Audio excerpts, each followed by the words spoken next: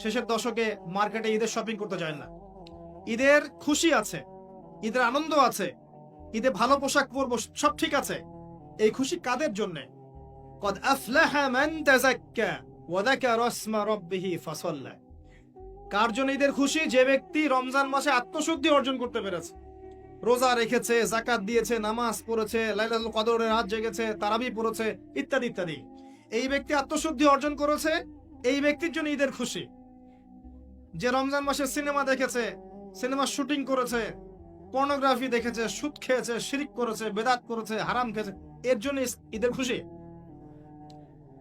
মানুষকে ঠকিয়েছে, ব্যবসায় মাল কম দিয়েছে, পণ্য মজুত করেছে, ইচ্ছা করে দ্রব্যের দাম বাড়িয়েছে, সরকারকে বিব্রত করেছে, জনগণকে দুর্ভিক্ষের দিকে ঠেলে দিয়েছে, এদের জন্য ঈদের খুশি? কখনো না। ঈদের খুশি তাদের জন্য যারা আত্মশুদ্ধি অর্জন করতে পেরেছে। আল্লাহ পাক বোঝার তৌফিক দান করুন, আমিন। এটা প্রথম টিপস দিলাম আপনাকে। এবার আসেন, আপনি রমাদানে প্ল্যান করবেন যে আপনার জীবনে বড় বড় পাপগুলো কি কি হয়েছে।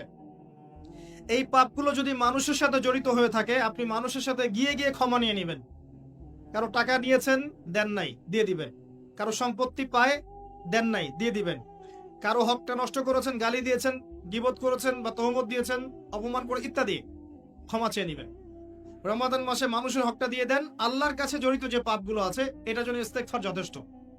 খালি যদি বলেন আস্তাগফিরুল্লাহাল্লাযী লা ইলাহা ইল্লা হুয়াল হাইয়ুল কাইয়্যুম ওয়া আতুবু ইলাইহি, 1 সেকেন্ডের মধ্যে আল্লাহ পাক আপনার সমস্ত পাপকে নেকি দিয়ে পরিবর্তন করে দিবেন ইনশাআল্লাহ। এবার প্র্যাকটিক্যালি যাবেন, সেহরি করবেন। সাহরির মধ্যে বারাকা আছে। সাহরি না করে রোজা রাখাটা উচিত না। সাহরির মধ্যে বারাকা আছে। একটা খেজুর হোক, 1 গ্লাস পানি হোক, আপনি সাহরি করবেন, এর মধ্যে বারাকা আছে। এবং সাহরির সময় এমন ভাবে খাবেন না যে এটা আপনার জীবনের শেষ খাওয়া। কথা বুঝতে পারছেন? এত বেশি আইটেম করতে যায় না। এত বেশি ভোগবিলাসী হয়ে গেলে রোজার আধ্যাত্মিকত্ব থাকবে না। সেহরিতে অল্প খান।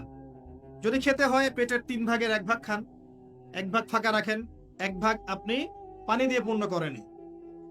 এখনকার কিছু তথাকথিত আশেকা রসুলের মতো হতে যায় না, যাদের ভুঁড়ির জ্বালায় চেয়ারে বসতে পারে না। এই কাজ করতে যায় না, এটা মুসলিমদের শোভা পায় না।